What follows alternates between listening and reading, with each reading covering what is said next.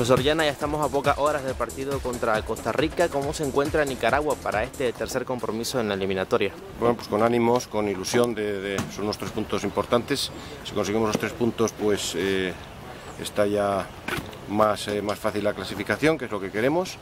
Y es un partido esta tarde, como digo, importante por ello. Y bueno, ahora ha sido la activación antes del partido y bien, los muchachos están bien, están animados, están con ganas y yo creo que están activados y a punto para el partido. En el partido contra Belice hubo cambios en relación al primer duelo contra Panamá. ¿Habrá variantes contra Costa Rica? Sí, también hay algún pequeño cambio en cuanto a la posición de hombres, el sistema.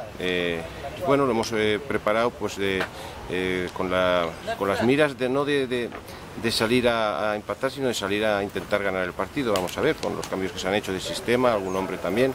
Vamos a ver cómo va. ¿Es del conocimiento la salida del técnico de Costa Rica? ¿Qué tanto puede influir esto en el partido? Pues no lo sé. En España hay un dicho que dicen: a cambio de entrenador, victoria segura.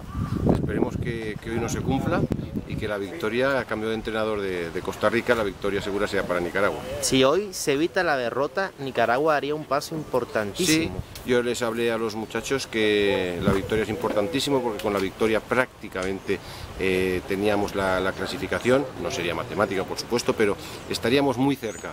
Y el empate, pues también les dije que el no perder tampoco es malo. El no perder sería bueno, sería importante, pero no obstante, como digo, vamos a ir a por la victoria. Ya estamos cerca del partido con Costa Rica. ¿Cómo está el equipo nicaragüense para encarar este duelo?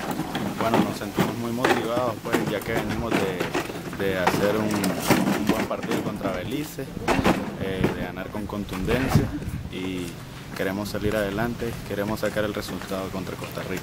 Anunció el profesor Llena variantes tácticas como sucedió contra Belice. ¿Cómo se encuentra el equipo con estas variantes en el campo?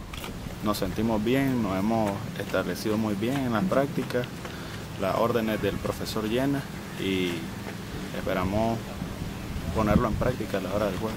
¿Qué le decís a la afición que está pendiente de ustedes de Nicaragua? Bueno, que vamos a hacer todo el esfuerzo por sacar el resultado hoy.